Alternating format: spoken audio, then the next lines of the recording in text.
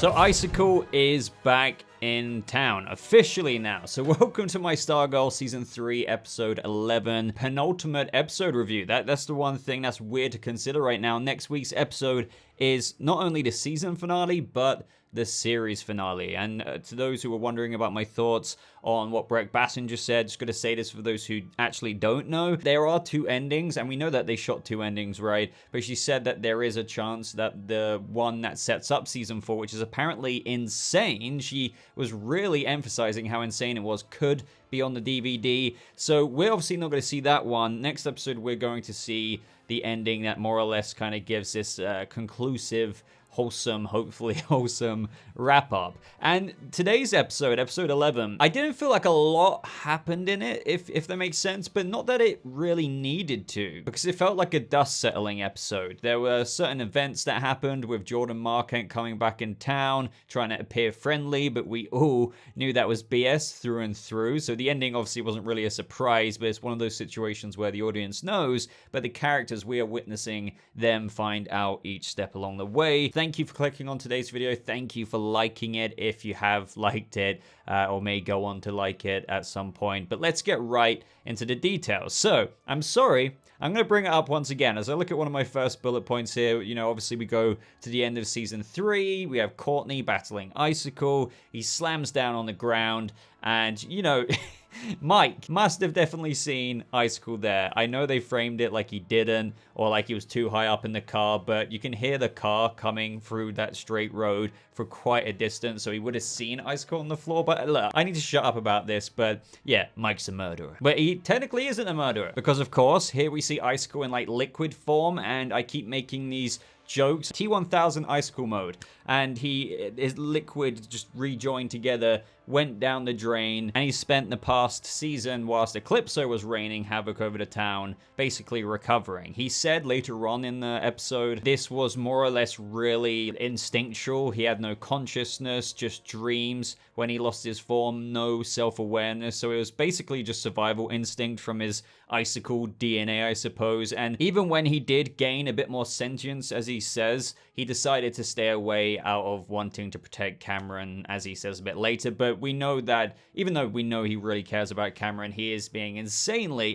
manipulative this episode. Not just to the JSA with his fake let's become allies, but also to his family. You know, when you consider the very ending of this episode, he does plan on going absolutely ham with the Ultra-Humanit. But what would that make his son think of him? This is what is leading into my theories of what I've been saying with regards to Cameron. Will he do something to absolutely decimate his father, even though he doesn't want to? It might actually turn out to be that, because obviously in the finale next week, he's going to witness his father go against his word and how he says he's changed by probably trying to kill Courtney in the JSA, and I feel like he's gonna have to step in. But as always, would love your theories as we discuss this episode. Another thing about Icicle is that even though he says his abilities are more powerful now, as we could tell from the promo last week, or even at the very end of the episode, he's still in quite a lot of discomfort. It really does seem as though he's in quite a bit of pain when he's approaching his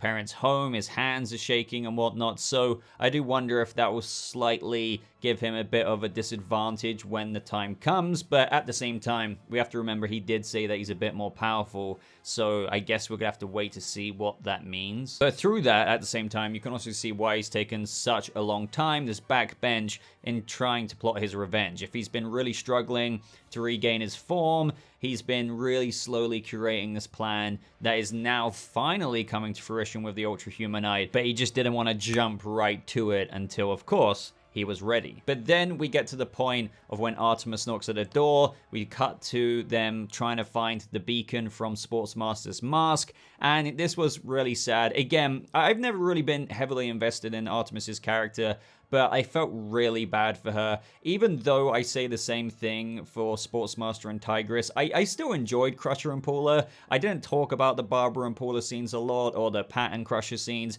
but for what it was worth, like, I still was enjoying the fact that, you know, this season is frenemies, it is what it is. So when we saw Crusher try and be there for Pat and whatnot, and then you see him die, and now you're seeing Artemis find the organic matter, you know, that's stuck in this ice, it is is really, really sad to see. So this is when Courtney informs Pat, Barbara goes to work and finds Jordan there. Naturally, Barbara, and I like what they did with the camera work here, is in so much shock because she saw this man die and it's just like, what is this gonna mean with him back? And the thing is with Jordan Marquand, just like in every scene, whether that's to his parents, grandmama and grandpapa Icicle, to his son, to Courtney later on, to whoever, he's just trying to deceive everyone. So to Barbara, he's like, I want a clean slate. I can actually help you take down the Ultra-Humanite. He actually followed Sylvester Pemberton back here. He hates the ISA as much as the JSA because we never let him in. So again, we're all sat here knowing exactly what he's doing. But the more I just think about this, the more I'm just so intrigued as to what his plan is. I mean, we know his plan to an extent, that's to kill them.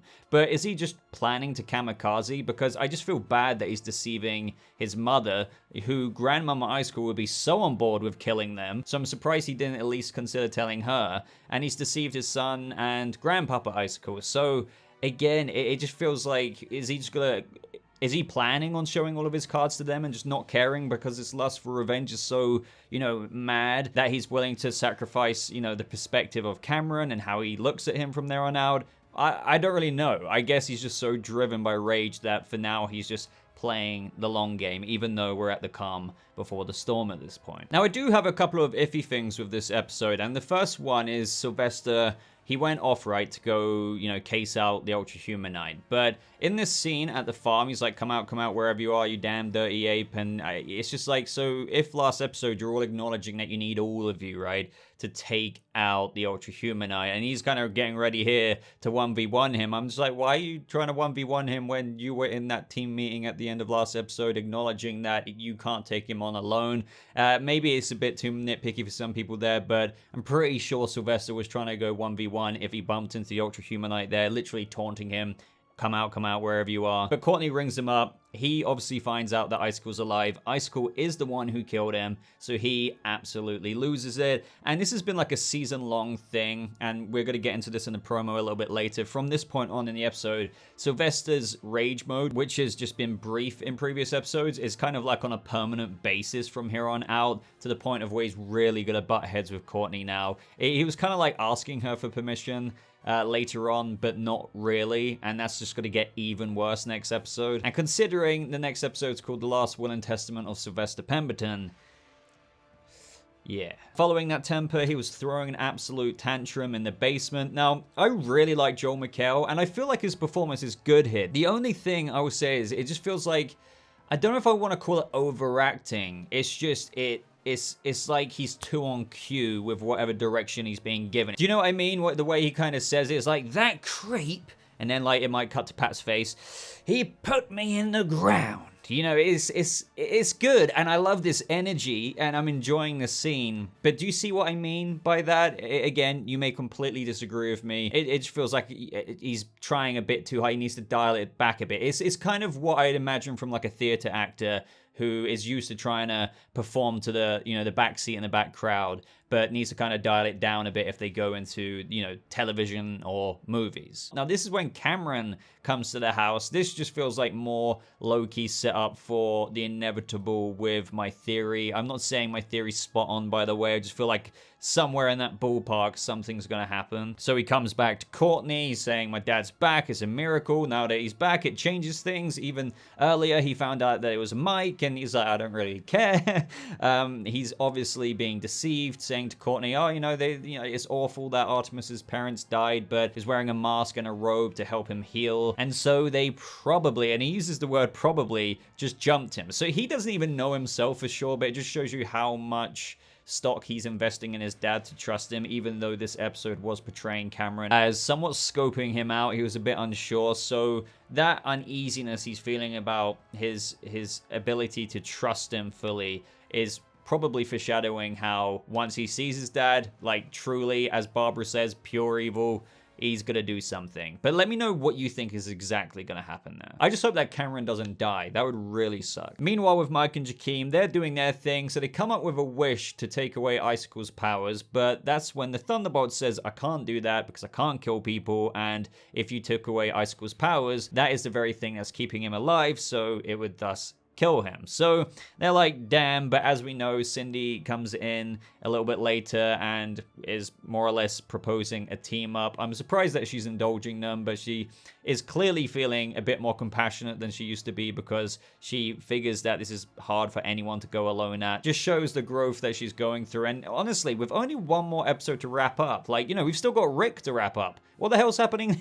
Like, what's happening there? I feel like this season, just given like where we're at, like Rick is still like mega addicted. One more episode. It feels like it needs at least two more. Two more would probably iron all these things out. So next episode, I hope it doesn't feel like a bit rushed with just all the kind of boxes it still needs to tick. And I feel like in Rick's case, it's not in the sense of even ticking a box. He's still got like a couple more boxes to go before that final box is ticked. But we're gonna have to wait and see. So this is where we have Courtney bump into Icicle, and I felt like this was kind of weird. I don't know where she was coming from because the last time we saw her was with Cameron on her doorstep, and he's the one who walked away, so it's not like she walked him home. And then all of a sudden we just open with a scene of her walking through town alone, and it's like, oh, Icicle was there. So I feel like that could have been paced a little bit better to kind of make more sense of that situation. Again, more of the same here. Plus, one alliance waving the white flag. I did feel like there was a bit of stuff that I found hard to subscribe to with what Courtney was saying. So she said you murdered the Crocs, right? Okay, so, but you also murdered the Zurich family. You tried to brainwash half the country and didn't care if millions died as a result of a successful brainwash. And then you murdered the JSA, and no one can just ignore that. But I was just thinking, right?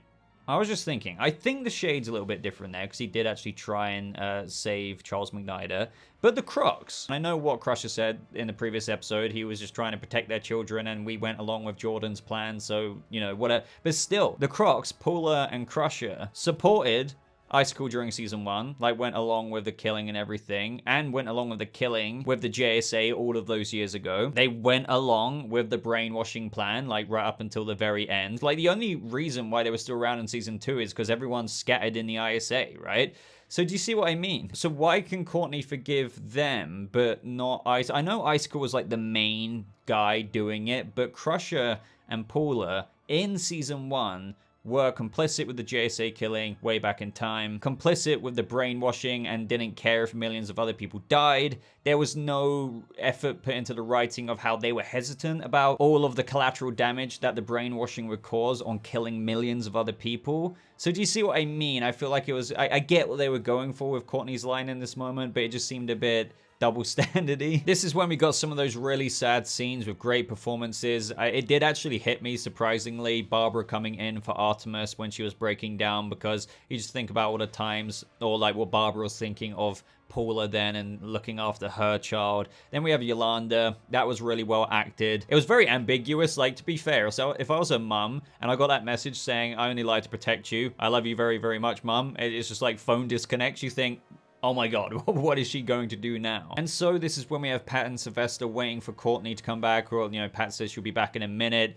This was weirdly shot again. I'm sorry to nitpick, but they were literally staring out at the balcony. And then Courtney walks up the step and she's like, you know, tell me about what? And then they're like, you know, so how did you not just see her, like, walk up right up the steps right there in front of the driveway? Either way, Sylvester kind of calls her naive, like he's really dying to get revenge on the guy who literally killed him. And because of Courtney's optimism and also willingness to see people change, she is, in addition to that conversation with Cameron, and in addition to the conversation she just had with Icicle, what if he has changed? You know, he did actually turn into a puddle, and maybe his perspective has changed now. And he's asking her, let me take the staff, face the man who killed me and my friends. And so this is when the episode cuts. We have Cameron looking for his dad, and then it cuts again to the forest with Icicle. The Ultra-Humanite approaches without any hostile intent. Surprise, surprise.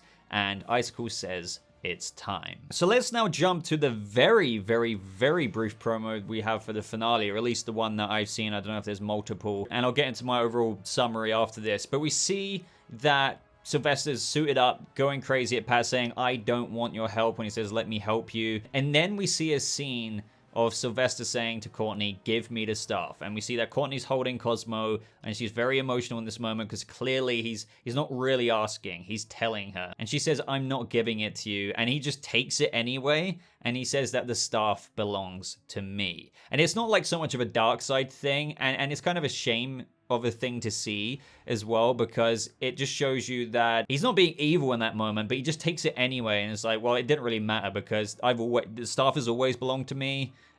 So yeah, it's mine. I'm gonna take it with or without your permission. So technically, guys, I do want to say this: Cosmo has betrayed Courtney there. I know technically Sylvester had the stuff before Courtney, but the whole point is that, you know, I thought even with Cosmo's mind that he thought there was a joint ownership now, yet he's clearly chosen Sylvester over Courtney there. But you have to put it down to the fact that Sylvester, kind of as he said here, the staff belongs to him, and maybe it kind of does because, you know, he was the one with it first after Ted 9. And again, let me remind you of the episode title, The Last Will and Testament of Sylvester Pemberton. It just feels very predictable if he dies, but this might be one of those times where I feel like, even though it's so predictable, it's probably still going to happen. It might be one of those situations where when he's dying, he might be like, well, I didn't mean to, I mean, I did, but, you know, I still did this, and, you know, it's okay, Courtney, you know, I'm ready to die, but just don't make my mistakes, and then croak, you know? It might be one of those things. I'm sure it will be sad. I hope it's way better than the way I'm putting it right now, obviously. Sylvester could genuinely die, preventing something extremely dangerous from happening, like one of those typical tropey jumping in front of Courtney as an icicle was going her way. But then again, I felt like I had reservations for moments like that to belong to Cameron. So what I like about what's going on with this finale is there are a few things that I'm wondering, you know, how are they going to conclude? And to be honest, I do stand by what I've said. They've got so many things. The Ultra-Humanit, right? They've got Icicle. They've got what's going to happen to Cameron. What the hell is happening to Rick? Like, seriously. Cindy, they've got so many things to tie off in this final episode. Sylvester, what's going to go on there? You know, Mr. Bones, I would have expected him back sooner by now when he says, you know, I'm thinking of making a team of my own. And maybe he actually will turn up next episode to help fight the Ultra-Humanite with the Helix team members and also Icicle. That wouldn't be a massive surprise to me and would most certainly be backup that they need. But in conclusion, I enjoyed this episode. It didn't feel like a lot happened, but as I said right at the beginning, it was one of those ones where they needed the dust to settle, the characters to learn a few things, kind of process other things, and kind of pave their way up to that finale, series finale confrontation. So what did you guys think of this? I guess what we're gonna have to talk about now, other than, you know, this episode, is what are your main predictions and theories going into the series finale of Stargirl? As always, guys, really looking forward to reading your comments. Just thank you for watching all season long so far, and to be honest, I'll save my thanks mainly for the finale. You know, all these reviews I've done on Stargirl the past few seasons. Hope that the finale pays off a lot. Hopefully the two endings that they shot and the one that they went with to kind of wrap up the series as a whole hits home, and it is decent. I'm sure it will be. But yeah, that's more or less everything. Links are in the description down below to my Twitter, Instagram, and other places. Do consider following me there. And yeah, just I hope you have a lovely rest of your day, and I'll see members of the JSA in that next video. Goodbye.